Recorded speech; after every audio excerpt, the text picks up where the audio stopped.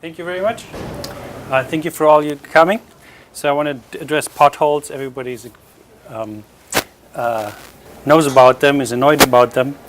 So I want to say, thank you to all the other people who contributed to my project. Several of them are here. City of Pittsburgh, as was mentioned, funding from UTC and also Traffic 21 and Hillman Foundation. I always like to look at this picture and just think about how amazing it is, the technology we have today in the smartphone. All the stuff on the left there, those who are a little bit older like me, we've used it at some point, like computers and cameras and VCR. And maybe you still remember all those jokes about how difficult it is to program a VCR. All that stuff is now in one device. One single device. We can all do all these things which you see there, and it's much cheaper. It's much less expensive and has a nice interface, and it works great. And with these stuff on the left, you just don't use them anymore. If you look at road maintenance, they have also these very expensive vehicles, which cost like several $100,000, and they use them to look at their roads and for looking for damage. So here, in the lower one is for looking at the retroreflectivity of traffic signs, or the one in the middle for the retroreflectivity of lane markings, or here on the top is for road damage. They have nice laser scanners going down. And looking very detailed at the road. And they give excellent data, but they're very expensive. So as I said, several $100,000 a vehicle, and if you hire them, it costs like $40 a mile. Why wouldn't it be possible to use these, to use a smartphone to do some of that work and make it much, much less expensive and much more convenient?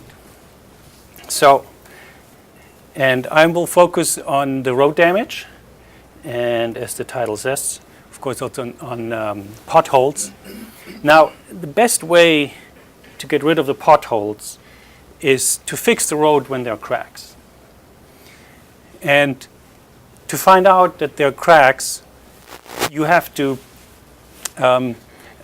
find them early on, so that you see, okay, the road is not good anymore, let's fix it.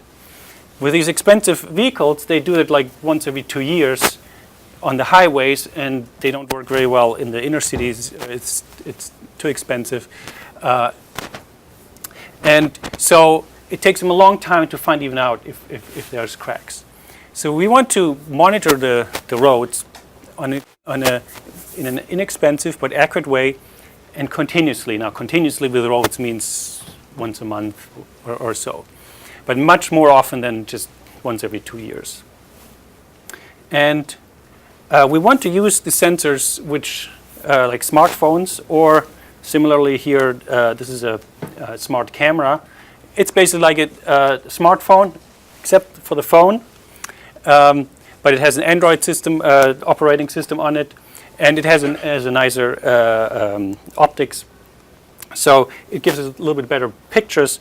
But so that's what we are using. But you could also use a smartphone. Also, you can use these OBD2s. I don't know if you know that. You can plug them into your car, and this puts it out in Bluetooth, and you can read like speed, outside temperature, and other information. And so besides images, what the smartphones, smart cameras can give is a GPS, of course. You want to know where we are, but also accelerometer, compass, gyro. So all these can be used to give you a better position estimate, and also more information about how you're driving. So what we do is we take these cameras and mount them just in our vehicle. It's actually my car. So I put it in the on the windshield in my car. You see a little black plate down there. That's just to avoid reflection. And here a little bit close up, you can see simple buttons where I can say, start recording, stop recording. And so right before I start driving, I say, okay, start recording, and it records the video. And when I'm done driving, when I hit it again and say, stop recording. That's all I need to do.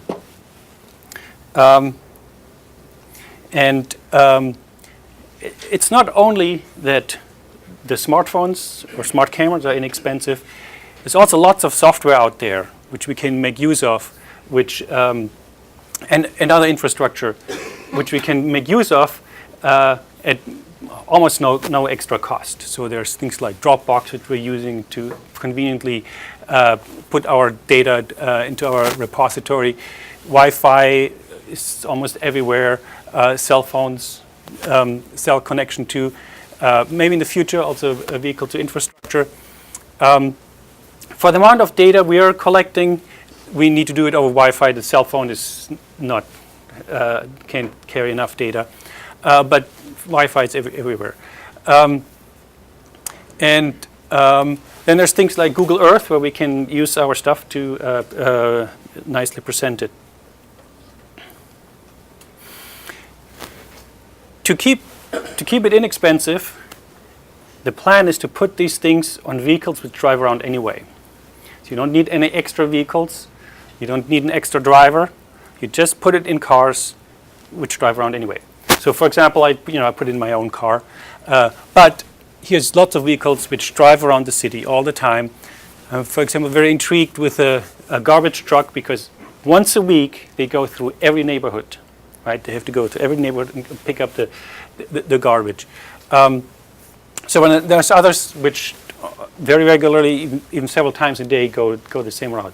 So we can do that continuously without having a lot of cost. And then here, this is an example of the data. So it's a little bit fast because we recorded it only every third frame. But you see here the data. You see that you can the cracks and potholes and that's Shenley Park here, of course.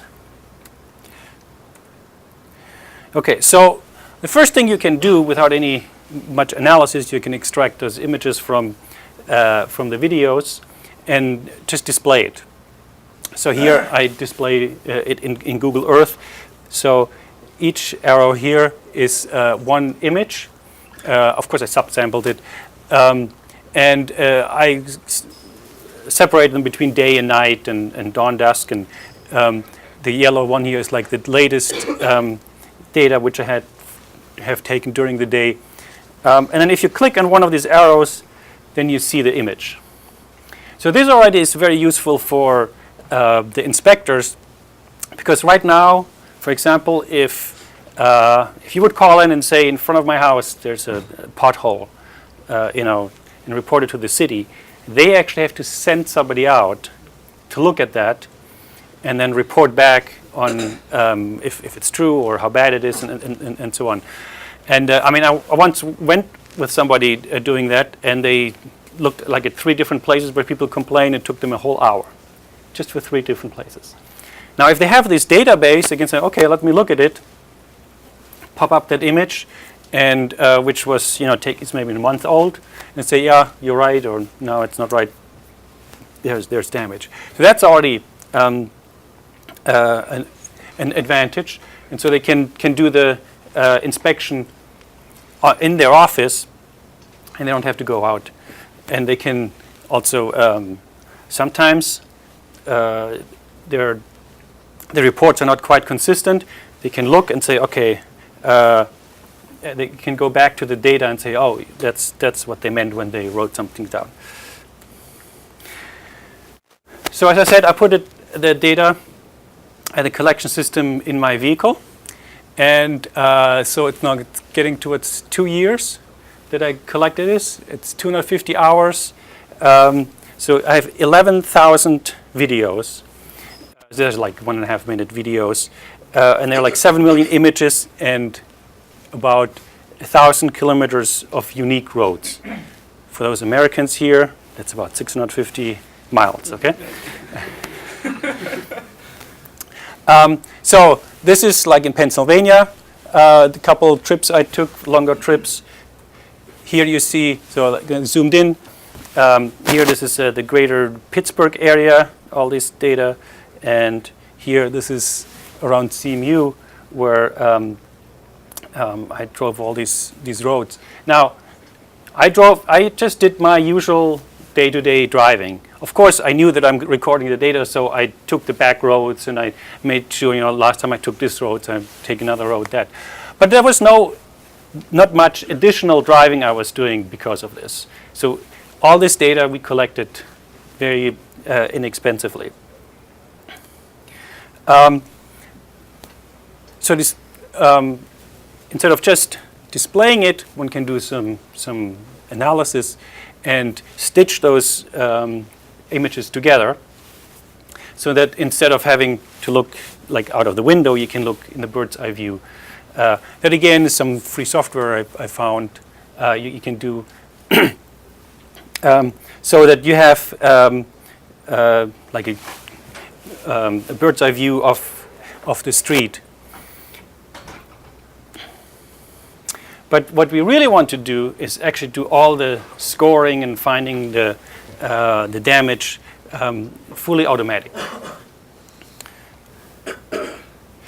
And so one big advantage of having all this lots and lots of data is that we can automatically select the best suited data. So we want it during the day when it's overcast, because that's good illumination. There's no rain, no snow, and no shadows. Because if the sun is shining and there's like a pine tree putting a shadow on the road, it looks a lot like cracks. So we just look up again with you can have these automatic scripts which given a time and a location gives you the weather. So you automatically look it up and say, okay, these are the best situations where it's nice overcast, and let's analyze those images. If we want to, we can also discard. We only use spring and summer images where there's no snow, no leaves, and we can also look if there's vehicles and pedestrians in there and discard those.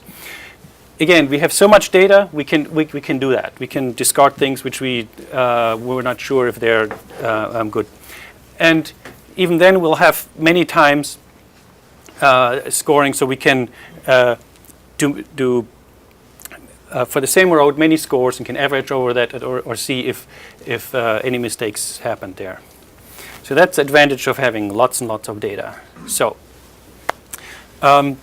How do we do it? So this is like a sample image where we want to find all the cracks which are here on the road. You see them here and here and here and here. So, and that is actually a very interesting vision problem. And there's some nice challenges in it. So first of all, of course, it was not taken in ideal perspective. The best would have been to look just straight down, but that would be too complicated. It would be too hard to mount it on the. But we'll have to solve that with our software. There's also it's sort of which we've discovered. It's kind of difficult to define what actually a crack is. I mean, like where does it start and where does it end? And is it just a point, or is it an area, or what is it? So we had to wrestle with all these different things. So I'll just give you a very quick overview of the vision pipeline where we did the analysis. So we start with the image, and then we find the ground plane. So that's again some program which some free software which does it. So we find the plane. So that helps us to take into account that we have the front perspective instead of the looking down perspective. Then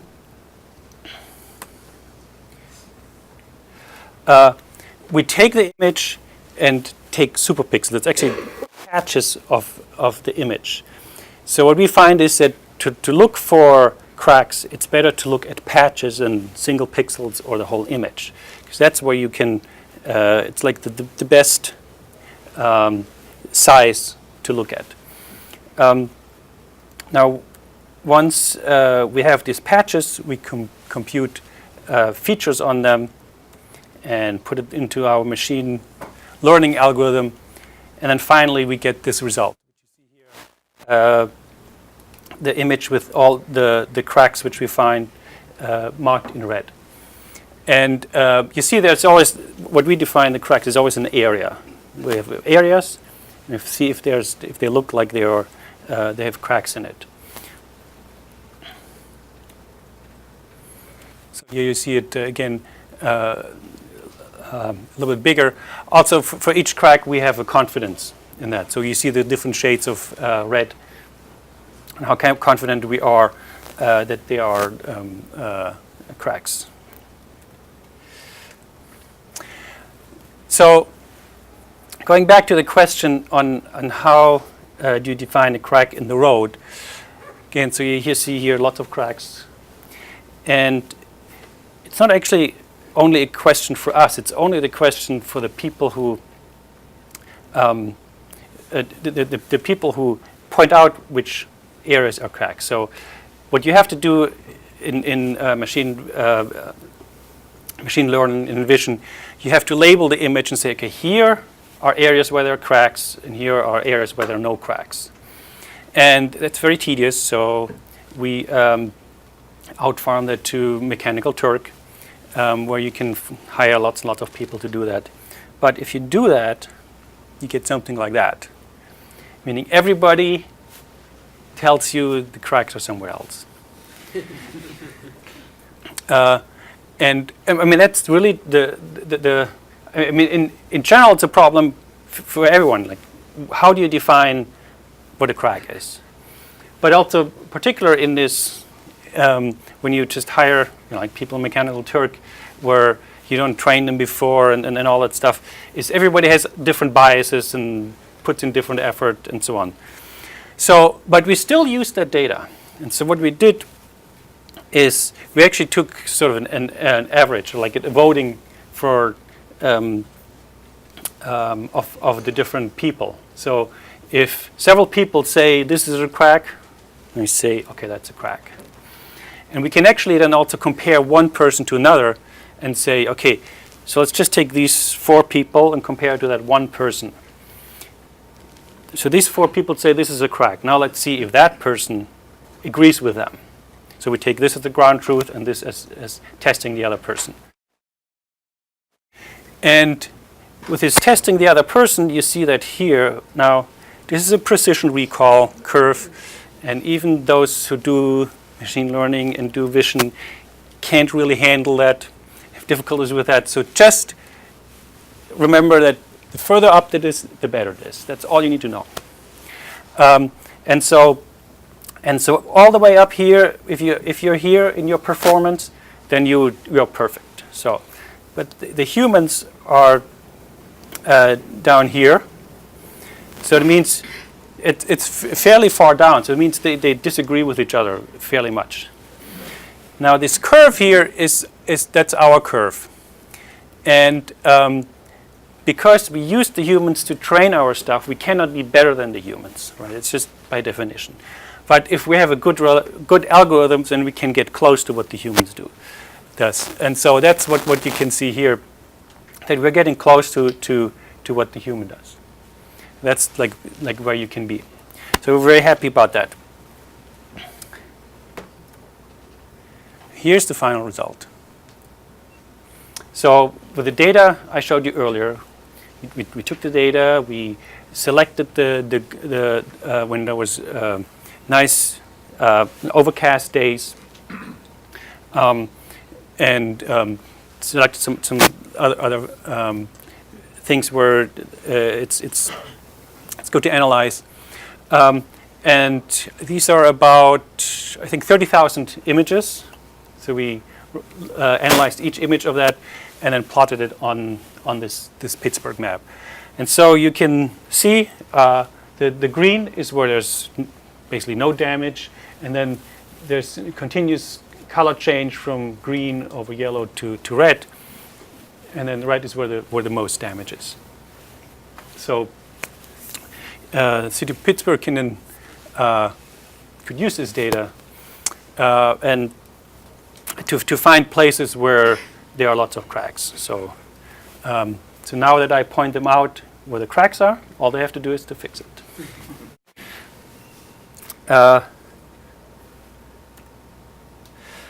Now, this was one thing, right, which we can do with those images.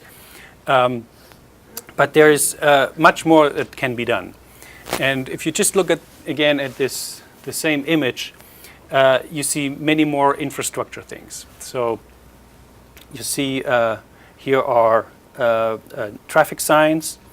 Then you have the lane markings, and you could see if they are damaged or if they are what their retroreflectivity is. You can look at the sidewalk,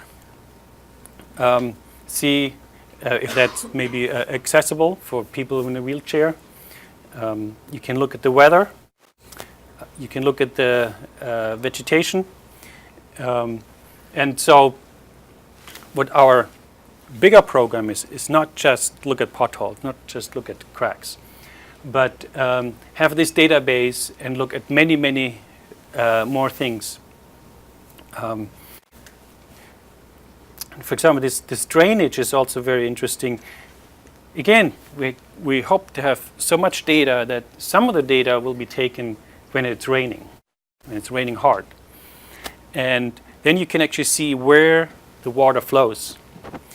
And as one road engineer told me, water is the biggest enemy of the streets. They are doing the damage. They are undercutting the road, or if it freezes, they of course give more cracks. So they really want to know where the water goes to, and if it backs up and so on. So if you can do this, while it's raining hard, you can find actually out where the water flows. One other thing, interesting thing, one of those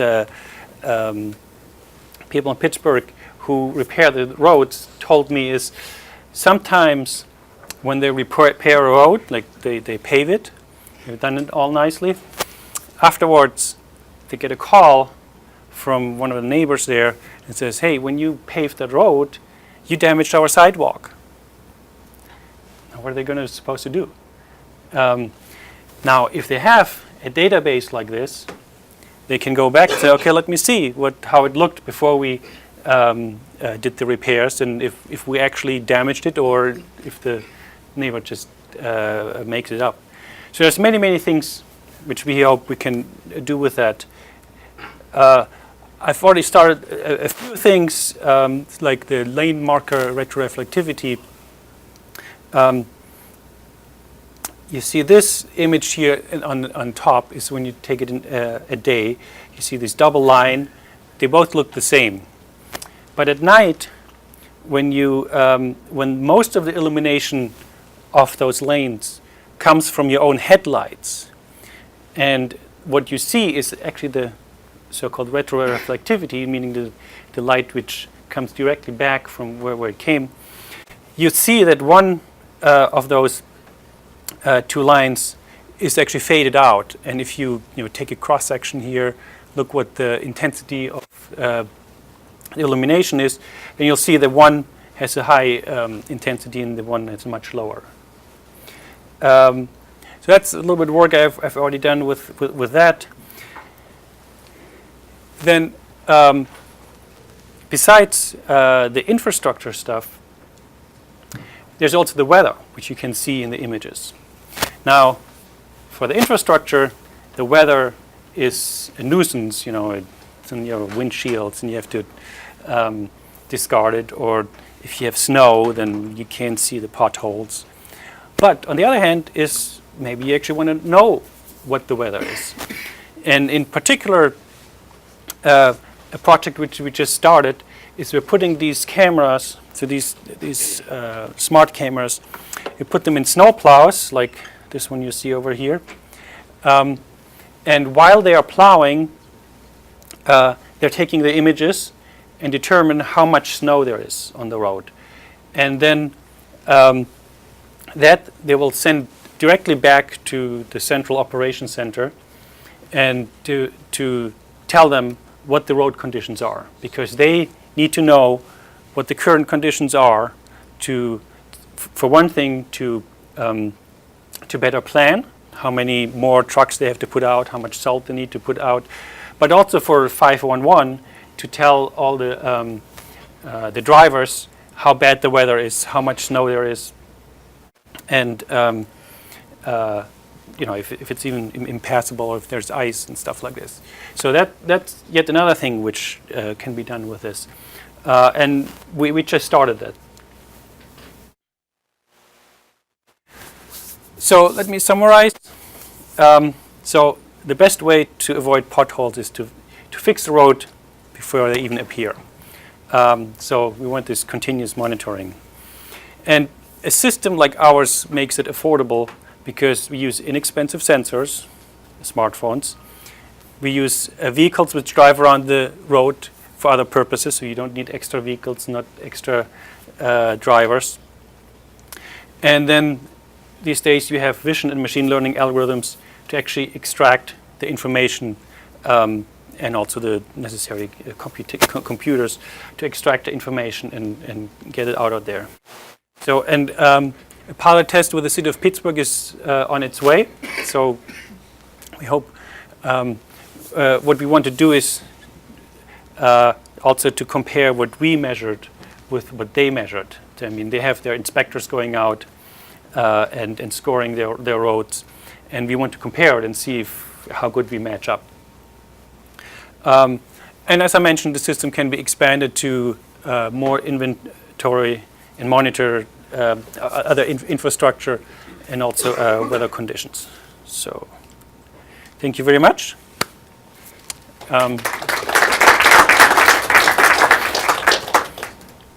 Any questions? Can you talk a little bit more about the snowplow deployment with PennDOT? What particular thing do you? I mean, right now it's on the snowplows, and I'm so glad we had so much snow this winter. Perfect winter, right? Because we got lots and lots of data of different. Yeah, so generally that's just a question. How's that going? You're getting a lot of data. You get. Yeah. So this winter was great. If we would have tried it last winter, it would have gotten almost no data, but got lots of data. So now we have the whole data set on which we can then start developing our algorithms on. So that's great. And the snowplow operators have find it easy to use without a lot of issues. They actually installed it on one vehicle without any help from me. So I send one person the camera and instructions. I mean, of course, I tried to make the instructions as good as possible.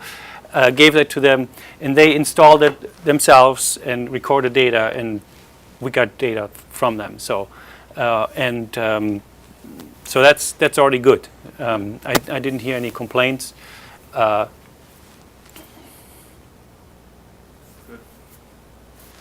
Yeah, I know you were saying earlier that there was difficulty in deciding what's actually a crack and what's not. How is the city looking at this data? So like the fact that you're putting on snowplows and stuff, and they see a bunch of cracks in the road, and they say, yes, this. Because I mean, I'm looking here too, where you have no damage, some damage, and lots of damage. Like what specifically will, is there a numeric value to some damage means that there's X amount of cracks per block or something? Yeah. Like So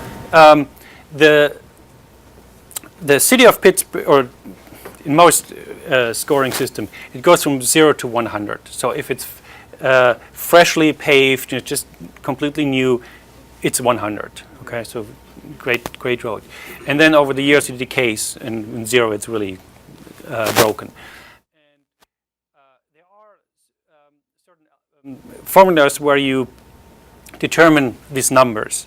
Now, it's not only cracks which go in there. There's also like rotting and things like this, and how many potholes there are, and how many patches, and so on. And they usually say, for example, what's the percentage of cracks in a road? And so if it's like 50% cracks, then it's a 50. Roughly speaking, it's a little bit more complicated, but now there's one advantage with our system over like a person who does it. A person looks and just estimates, okay, this is 20% cracks. But it's very hard for a person to look at anything and make a good quantitative analysis. With a computer, once you give them these patches, that calculation is exact. Now, the computer might have more difficulties determining if it's a crack or not, but once you have that calculation is very accurate. So it's well known in some other contexts that the rate at which a crack grows, I don't know if it's true, I'm asking if it's true in this context, the rate at which a crack grows is proportional to its length, it's exponential. So you can ignore small cracks for a very long time, and then they start to grow rapidly, and if two small ones join, it's a catastrophe. Is there a corresponding model for what happens here? There probably is, but I don't know. But it's actually a well, I do remember seeing curves where they saw, okay, so you have a new road, and that is almost 100 for a long time, and it starts going down. Now it's not like exponentially or like, but it's going down like this and then flattening out at like 0. So there are certainly models like that, and what they do is, so they inspect the road, or it's a new road, and say it's 100%. And if they don't have new data, they just project it on how how it usually goes. But of course, there's some uncertainties in that. So with what we're doing here, hopefully this can be much more accurate to see how it is going down. And actually, it's also an interesting problem. When exactly is the best time to fix a road, right? And so it's actually just when it starts going down, right? It's not that the best thing of your use of your money to wait till it's really bad and then fix it. That's more expensive than if you fix it after it goes down to like 90 or 80 or something like this. And with this system, if you like continuously observe it, you might be able to exactly find that sweet spot and then send out the crews. Yeah. And kind of I think that okay. the best time to fix it is before the small ones start to meet each other. Yeah. Yes. I mean, exactly. I mean, that's then not so much. Well, maybe if they come up with things where they want to see how long those cracks are and how wide they are, we might change our algorithm and look at those patches in more detail to not only say is there cracks or not, but how wide and how long and stuff like this. Kind of related to his question too, and something that I'd wonder is whether over time you guys might use this as temporal data as well, because in some cases it's a heavily driven road, and it's not one you can shut down for a long period of time to have repaved. But if you go back and see how many times it's been patched and how many times they've had to do a quick fill, which is obviously a very temporary solution to a long-term problem, versus is it in our best interest to continue just doing these small patches and not diverting all the traffic to all these other roads that clearly can't handle the load, versus we should just go ahead and repave it. Yeah, I mean, absolutely. I mean, we are mostly providing the data, right? And then they can try to optimize their operations and certainly if you observe it over a long time, you might see things which you don't observe when you only have spot inspections. I mean, it might be that you just newly pave it and it rapidly decays, and then you say, oh, that's because the foundation of the whole road is bad, and then you have some other problems. So certainly, I mean, we want to give. And we have some feedback from them to say they want to know more about the length of the cracks or the width of the cracks. Now go back and try to do that. Right, because like you guys have like the traffic cams and stuff, and like the intelligent lighting system, so you can kind of see like what the load is on that road, and like combine with this data and kind of. Yes, there's many other data which they might want to combine right with this. This is just one channel of data, and there can lots of more stuff being done. It seems like generally, given the data that you're providing, the roads that are in the best condition are the ones with sort of the highest volume, which makes sense. A lot of them are county and state roads rather than city roads.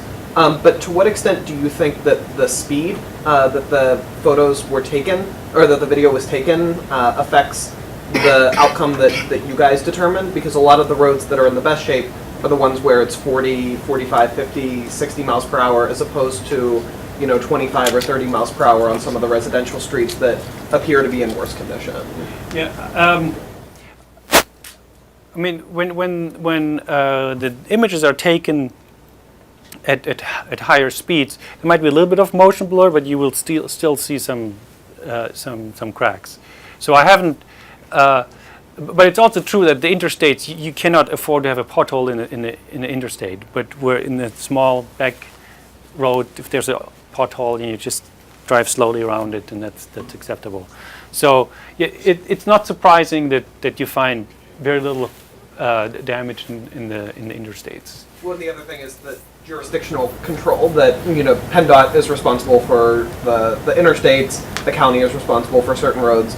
Most of the residential streets are city streets, and that's where problems seem to arise. Yeah, and I mean, there's many more residential streets, but there's much less traffic, so you just can't put that much money in it to keep them in as good condition as the interstates.